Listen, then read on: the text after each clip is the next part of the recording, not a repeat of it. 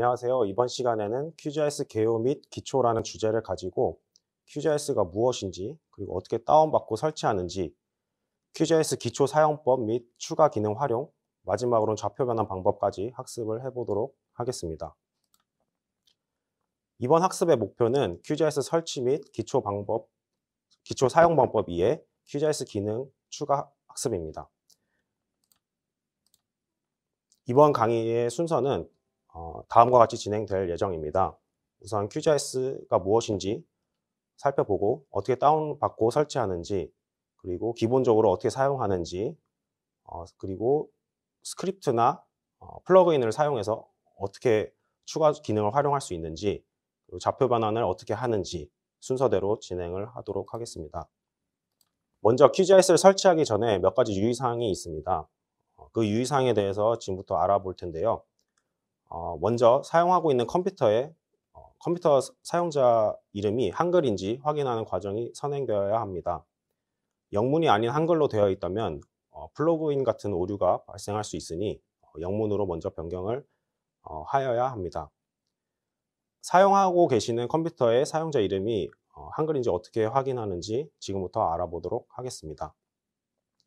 먼저 윈도우 R 키를 눌러서 실행창을 열어주시면 됩니다.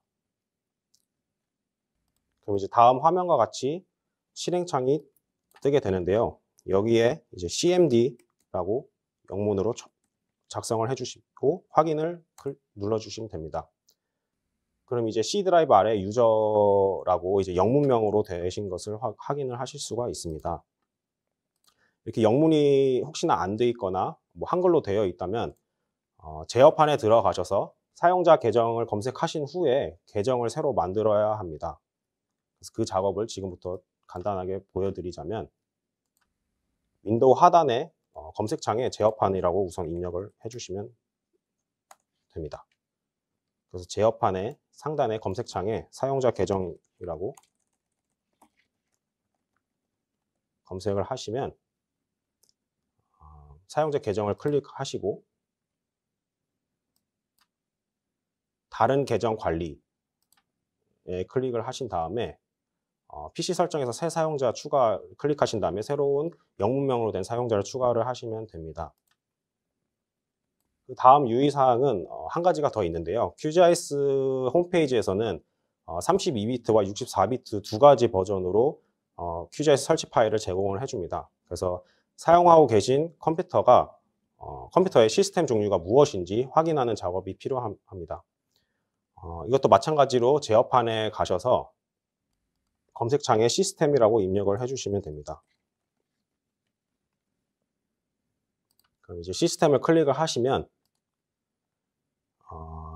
여기 시스템 종류에 64비트인지 32비트인지 표시가 될 건데 제가 사용하고 있는 컴퓨터의 경우 64비트로 되어 있는 것을 확인을 할 수가 있습니다. 그래서 후에 이제 QGIS를 설치할 때 저는 64비트 버전을 다운로드 받도록 하겠습니다. 이제 QGIS에 대해서 간단히 알아보고 다운로드 및 설치를 해볼 텐데요. QGIS는 오픈소스 기반으로 편리하고 강력한 GIS 소프트웨어라고 생각하시면 됩니다.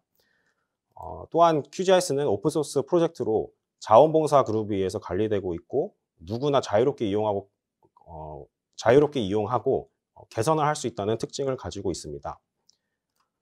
QGIS 설치 파일은 인터넷 검색창에 QGIS를 입력하거나 PPT 슬라이드 6페이지에 웹 주소를 클릭하셔서 다운로드 페이지로 들어가신 다음에 지금 다운로드를 클릭하시면은 여러 가지 설치 파일이 있는 것을 확인을 하실 수가 있는데요.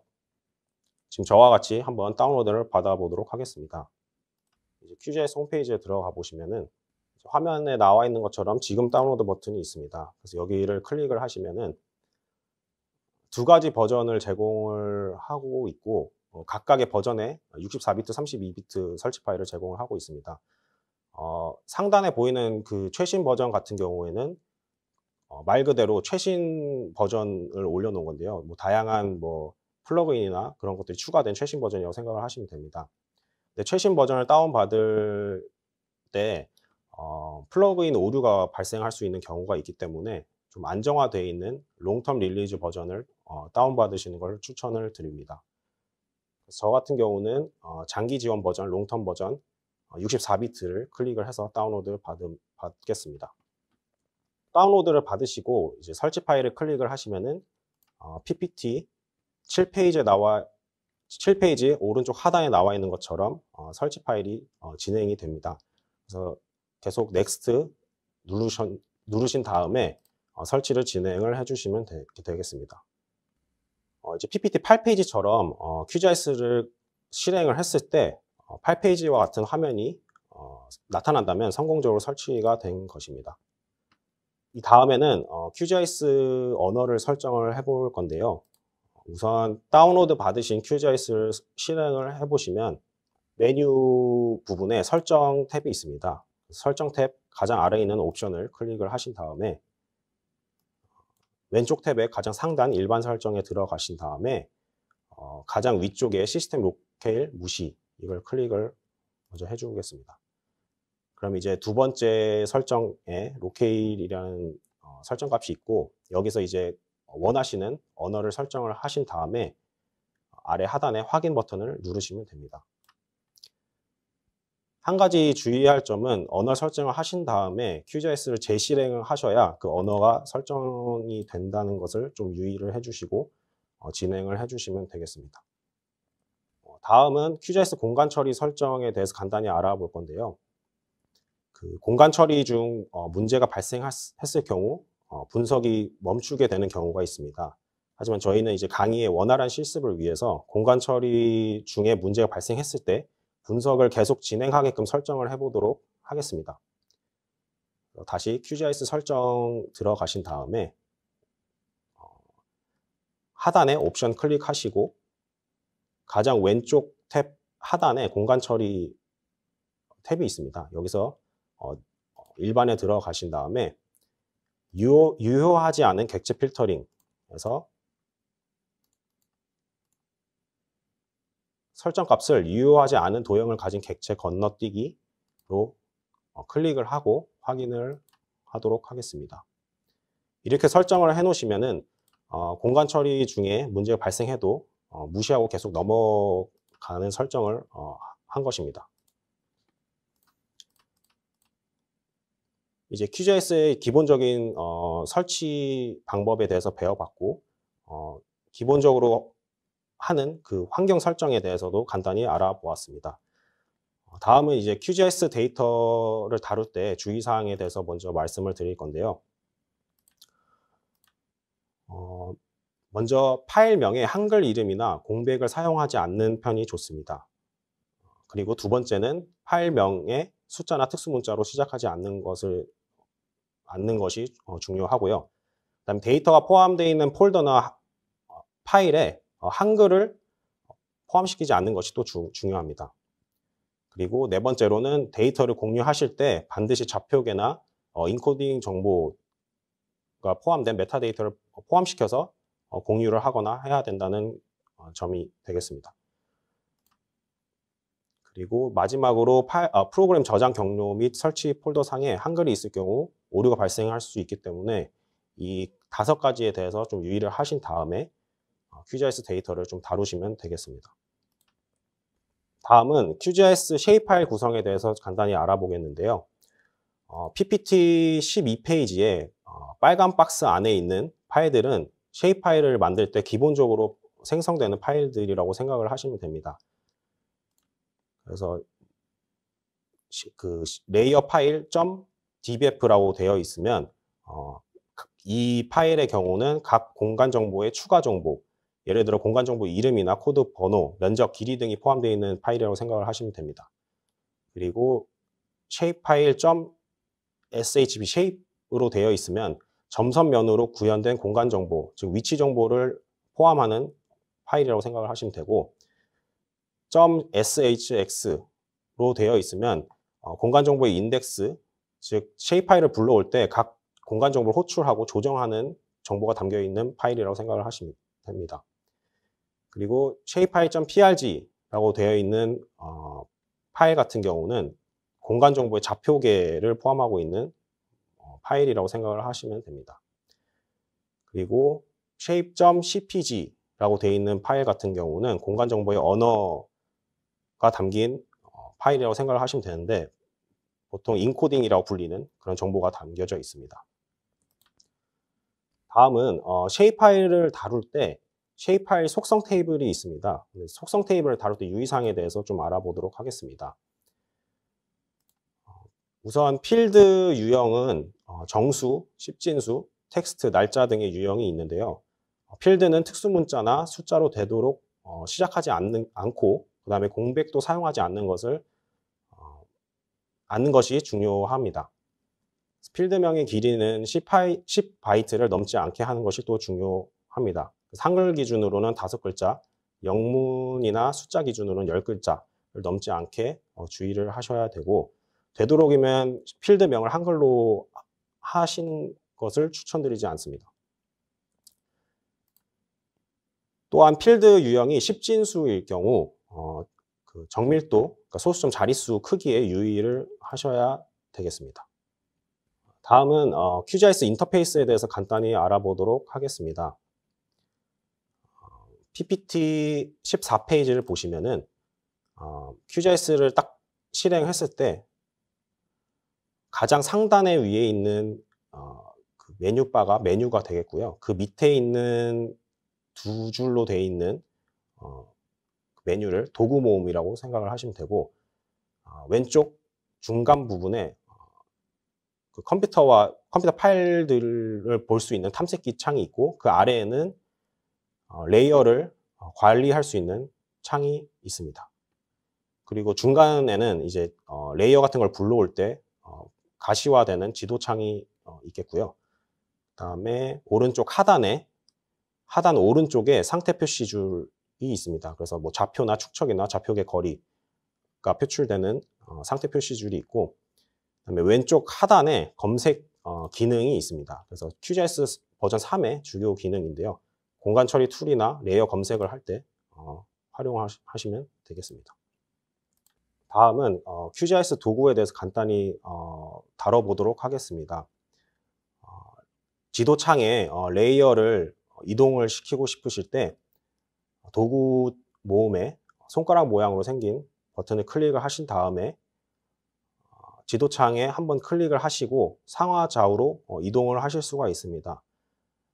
그리고 레이어 창에 레이어를 확대나 축소를 또 할 수가 있는데요.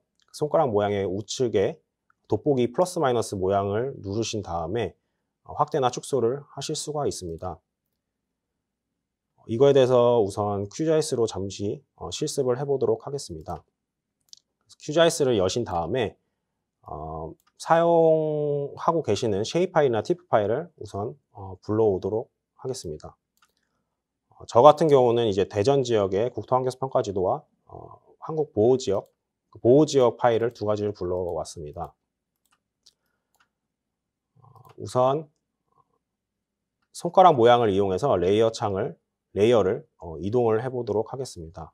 그래서 클릭을 하신 다음에 지도창에 한번 클릭을 하시고 상하 좌우로 움직이시면은 이제 지도창을 움직일 수가 있습니다. 그리고 여기서 이제 돋보기 플러스를 누르시고 이제 지도창을 한번 클릭하면 클릭하신 지점으로 확대가 되시는 것을 확인을 하실 수가 있고 마찬가지로 마이너스 표시가 되어 있는 돋보기를 누르면은 축소가 되는 것을 확인을 하실 수가 있습니다.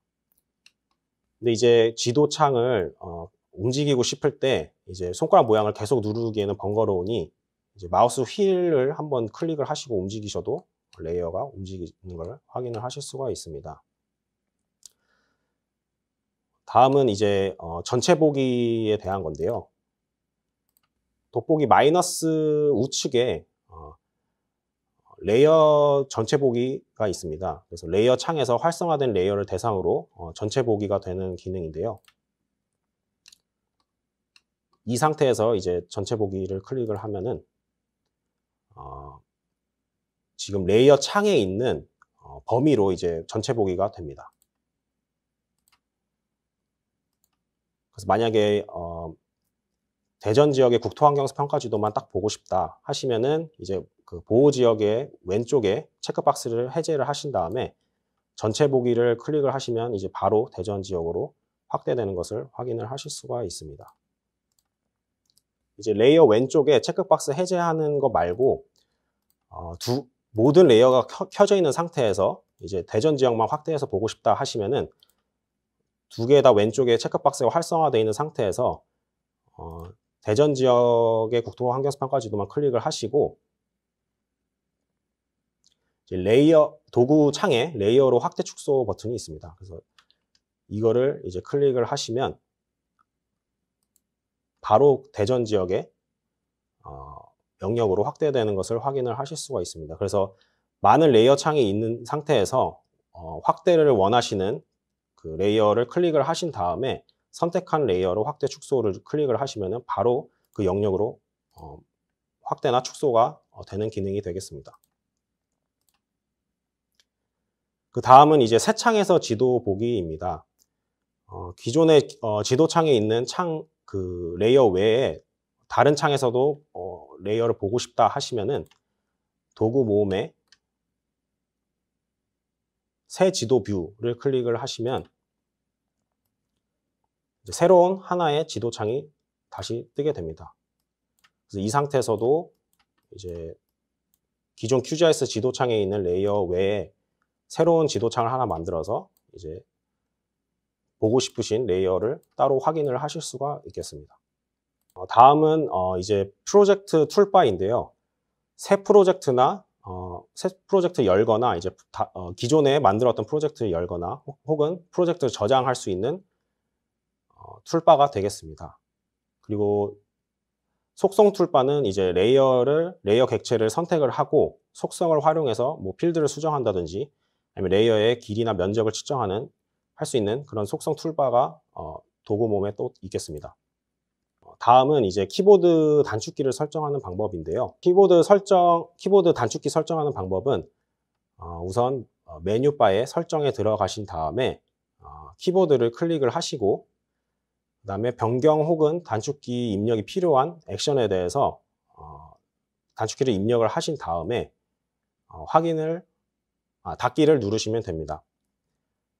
혹은 기존에 설정되어 있는 단축키를 해제하고 싶으실 때는 단축키를 해제하고 싶은 것을 클릭을 하신 다음에 이제 변경 버튼 오른쪽에 설정 없음을 클릭을 하시면 단축키가 해제되겠습니다. 그래서 기존에 많이 사용하시는 뭐 분석이나 뭐 툴이 있으면은 키보드 단축키를 설정을 하시면은 편안하고 빠르게 QGIS를 사용을 할 수가 있겠습니다. 다음은 인터페이스 사용자 정의 설정을 통해서 필요한 툴바나 메뉴를 추가 해제하는 방법에 대해서 학습을 하도록 하겠습니다. 그래서 메뉴바 상단에 설정 그리고 인터페이스 사용자 정의를 클릭을 하신 다음에 새 창에 사용자 정의 기능을 클릭을 하신 다음에 필요한 툴바나 메뉴를 추가 혹은 해제하시면 되겠습니다. 다음은 QGIS 추가 기능에 대해서 좀 알아보겠는데요. QGIS 플러그인과 스크립트 설치 및 추가 방법에 대해서 알아보도록 하겠습니다. 그래서 플러그인이라고 하면 어떤 특정 기능에 대해서 온전한 도구 형태의 사용자 개발 기능이라고 생각을 하시면 되겠습니다. 그래서 플러그인의 경우 핵심 플러그인과 외부 플러그인이 있는데요. 핵심 플러그인 같은 경우는 이제 QGIS 개발팀에 의해서 관리되고 QGIS 배포 시에 자동으로 포함되는 플러그인이라고 생각을 하시면 되겠습니다. 반면 외부 플러그인 경우는 파이썬으로 작성이 되고 제작자가 별도로 관리를 하지만 플러그인 설치를 통해서 사용자들이 쉽게 추가할 수 있는 플러그인이라고 생각을 하시면 되겠습니다. 다음은 스크립트에 대해서 알아보겠는데요. 스크립트는 사용자들이 개발하는 데이터 처리 기능이라고 생각을 하시면 되겠습니다. 그래서 툴박스에 등록을 하신 후에 사용을 하시면 되는데 우선 툴박스를 여는 방법에 대해서 알려드리면 메뉴에 가셔서 공간 처리를 클릭하신 다음에 툴박스를 클릭을 하시면 저처럼 지도창 우측에 공간 처리 툴박스라는 툴박스가 새로 생기게 되겠습니다. 그래서 공간 처리 툴박스에서 메뉴에서 왼쪽 두 번째 메뉴를 클릭하시면 가장 아래에 스크립트를 툴박스에 추가하기가 있습니다. 그래서 나중에 스크립트를 추가하실 경우 공간 처리 툴박스에 들어가셔서 스크립트를 툴박스에 추가하기 클릭하신 다음에 스크립트 추가를 하시고 사용을 해주시면 될 것 같습니다. 다음은 이제 주로 활용하는 QGIS 플러그인에 대해서 좀 알아보도록 하겠습니다. QGIS와 같은 오픈소스 프로그램은 누구나 활용이 가능하다는 장점이 있기 때문에 QGIS 기능을 확장하기 위한 많은 플러그인들이 개발이 되었습니다. 예를 들어 다음이나 네이버, V월드 등의 지도를 제공하는 TMS4 코리아가 있겠고요. 그 다음에 구글이나 빙, 그 다음에 오픈스트리트맵 등의 지도를 제공하는 오픈레이어스 플러그인이 있습니다. 또한 어떤 지점에서 픽셀 값을 추출하고 싶을 때 활용하는 포인트 샘플링 툴이 있고 DEM 자료에 대한 단면도 생성 시 활용하는 프로파일 툴이 있습니다. 그 다음에 DEM을 활용해서 웹브라우저 기반 3D 가시화 기능을 제공하는 QGIS23JS라는 플러그인이 있겠습니다. 그리고 저장해 놓은 프로젝트를 공유할 때 주로 활용하는 Q패키지가 주로 활용하는 플러그인이라고 생각을 하시면 되겠습니다. 이처럼 많은 플러그인들이 개발이 되어 있기 때문에 혹여나 현재 사용하고 싶은 QGIS 기능이 있으시면은 플러그인을 검색하신 후에 이미 만들어져 있을 수도 있기 때문에 검색을 하신 후에 설치를 하시는 것을 권장을 드리겠습니다. 다음은 가장 많이 활용되는 QGIS 플러그인 중에 TMS4 코리아라는 플러그인을 설치를 해보도록 하겠습니다. 메뉴 플러그인 들어가신 다음에 플러그인 관리 및 설치 클릭하시고 검색창에 TMS4 코리아를 입력하신 후에 설치를 하면 되겠습니다. 혹여나 원하시는 플러그인이 검색이 안 되는 경우가 있을 수 있습니다. 그러면 왼쪽 설정 탭으로 들어가셔서 시작 시 업데이트 확인, 그리고 실험적인 플러그인도 표시, 사용 불가 플러그인도 표시, 체크박스가 체크되어 있는지 확인을 하시고 안 되어 있으시다면 체크로 클릭을 하신 후에 닫기를 누르고 다시 검색해 보시면 원하는 플러그인이 검색이 되실 수도 있겠습니다. 그렇다면 이제 설치된 TMS4 코리아 플러그인을 띄워보도록 하겠습니다. 메뉴 탭에 가신 다음에 웹 누르시고 TMS4 코리아 선택하신 후에 불러오고 싶으시는 지도 배경을 클릭하신 다음에 클릭을 하시면 됩니다. 저 같은 경우는 이제 다음에 카카오 스트리트 맵을 불러왔는데요. 이제 지도창에 나와 있는 것처럼 이제 카카오 맵이 지도창에 띄어진 것을 확인을 하실 수가 있겠습니다. 그래서 다음 위성 영상이나 다음 스트리트 뷰 맵, 그리고 뭐 V월드 등 다양한 지도를 배경으로 넣으실 수가 있겠습니다. 다음은 스크립트를 직접 설치하는 방법에 대해서 배워보도록 하겠습니다. 우선 스크립트 설치 파일을 다운을 받아야 하는데요. PPT 26페이지 상의 주소로 접속을 하신 다음에 망고 시스템에서 개발한 스크립트를 다운받도록 하겠습니다. 그래서 웹페이지에 주소를 복사하신 다음에 복사 붙여넣기 하시면 이제 가운데쯤에 코드라는 버튼이 있습니다. 그래서 코드를 클릭하신 다음에 다운로드 짚을 클릭하셔서 스크립트가 담긴 압축 파일을 다운로드 받겠습니다. 그래서 다운로드 받으신 압축 파일을 압축 팔기한 다음에 QGIS로 돌아가셔서 메뉴 들어가신 다음에 공간 처리 툴박스 들어가신 다음에 툴박스 왼쪽에서 두 번째 아이콘을 클릭하시고 스크립트를 툴박스에 추가하기를 클릭을 하시면 되겠습니다. 그래서 추후에 실습할 때 사용될 벡터 투 레스터 컨버전이라는 스크립트를 추가를 해보도록 하겠습니다. 그래서 QGIS 공간 처리 툴박스 들어가신 다음에 두 번째 아이콘 클릭하시고 가장 하단에 있는 스크립트를 툴박스에 추가하기 클릭을 하시고 이제 클릭을 하시면은 다운 받으신 스크립트 파일이 뜨게 됩니다. 그래서 여기서 하단에서 두 번째 벡터 투 레스터 컨버전 스크립트를 추가를 하시면 이제 공간 처리 툴박스 가장 하단에 스크립트라는 것이 하나 생기게 됩니다. 그리고 벡터 투 레스터 컨버전이 제대로 설치된 것을 확인을 하실 수가 있겠습니다. 여기까지 QGIS 스크립트랑 플러그인에 대해서 좀 알아봤습니다. 다음은 우리나라에서 주로 사용하는 좌표계에 대해서 좀 알아보도록 하겠습니다. 먼저 EPSG5174가 있고요. 국토지리정보원에서 썼었던 좌표계가 되겠습니다. 그 다음에 5179 네이버나 도로명 주소, 그리고 전자주소 데이터의 좌표계가 되겠고요. 그 다음에 5181 다음 지도에서 활용하는 좌표가 되겠습니다. 다음 지도에서 사용하는 좌표계가 되겠습니다. 그 다음에 5186 좌표계인데요. 이것은 이제 국토지리정보원에서 주로 사용을 하는 좌표계라고 생각을 하시면 되겠습니다. 후에 실습 데이터도 저희가 다 5186으로 좌표계를 설정해서 실습을 진행해 보도록 하겠습니다. 다음은 좌표계 설정과 변환의 개념에 대해서 알아보도록 하겠습니다. 좌표계라 함은 해당 데이터가 정확한 위치에 있게끔 하는데 좌표계가 제대로 지정이 되지 않으면 이상한 곳에 지도나 레이어 파일이 위치할 수 있기 때문에 좌표계를 올바르게 설정하는 것이 중요하겠습니다. 좌표계 설정은 레이어의 원점을 설정하는 것이라고 생각을 하시면 되고, 좌표계 변환이라는 것은 설정된 좌표계를 다른 좌표계로 가지고 왔을 때 좌표계의 원점을 다시 설정하는 과정이라고 생각을 하시면 되겠습니다. 다음은 좌표계가 없는 레이어 좌표계 설정하는 방법에 대해서 알아보도록 하겠습니다. 좌표계가 설정이 되어 있지 않는 레이어를 불러오셨을 때 레이어를 우클릭하신 다음에 좌표계 설정을 클릭하시고 레이어 좌표계를 설정하실 수가 있습니다.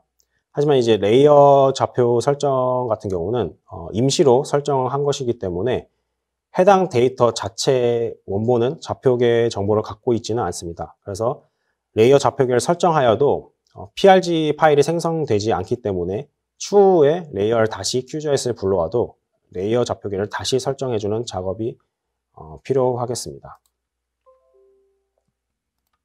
다음은 프로젝트 좌표계에 대해서 알아보도록 하겠습니다. 여러 레이어를 분석 프로그램으로 불러왔을 때 하나의 좌표계를 통일시켜줘야 하는데요. QGIS는 온더플라이 기능이 있어서 자동으로 프로젝트 좌표계로 맞춰줍니다. 프로젝트 좌표계 설정 같은 경우는 QGIS 하단에 상태 표시 줄에서 좌표계를 클릭을 하신 다음에 왼쪽 탭에서 좌표계를 클릭한 다음 필터에서 설정하고자 하는 좌표계를 입력하신 후에 확인을 누르시면은 프로젝트 좌표계가 설정이 되겠습니다. 그래서 레이어를 불러올 때마다 해당 좌표계를 프로젝트 좌표계가 설정이 되고 레이어를 불러올 때마다 해당 좌표계로 변환해서 불러와지게 됩니다.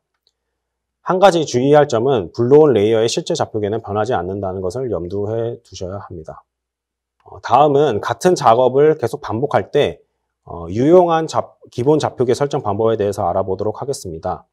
먼저 새 프로젝트를 생성할 때 프로젝트 좌표계를 디폴트로 설정하는 방법에 대해서 알아보도록 하겠습니다. 설정 들어가신 다음에 옵션 들어가시고 프로젝트 좌표계에서 좌표계를 선택하신 후에 기본 좌표계 사용을 클릭을 하시면 새 프로젝트를 생성할 때 선택한 좌표계를 기본 좌표계로 설정하게 되겠습니다. 또한 새 레이어를 생성하신 경우 이때 좌표계가 없는 레이어를 불러왔을 때 디폴트로 레이어 좌표계를 설정할 수가 있는데 레이어 좌표계에서 기본 레이어 좌표계 사용을 클릭을 하시고 확인을 눌러주시면 되겠습니다.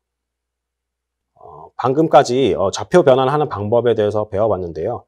다음 시간에 실제 실습을 통해서 좌표 변환하는 방법에 대해서 좀 알아보도록 하겠습니다. 마지막으로 QGIS 참고 자료입니다. QGIS에 대한 정보를 추가적으로 얻을 수 있는 사이트이니 참고하시면 많은 도움이 될 것으로 생각이 됩니다. 이번 강의는 QGIS 다운로드 및 설치, 그리고 QGIS의 간단한 사용법, 플러그인 및 스크립트 설치 방법, 그리고 좌표 변환하는 방법까지 간단하게 배워봤습니다. 다음 강의에서는 실제 데이터를 활용해서 데이터를 불러오고 추출하고 내보내는 방법, 그리고 프로젝트를 저장하는 방법까지 배워보도록 하겠습니다. 고생 많으셨습니다. 감사합니다.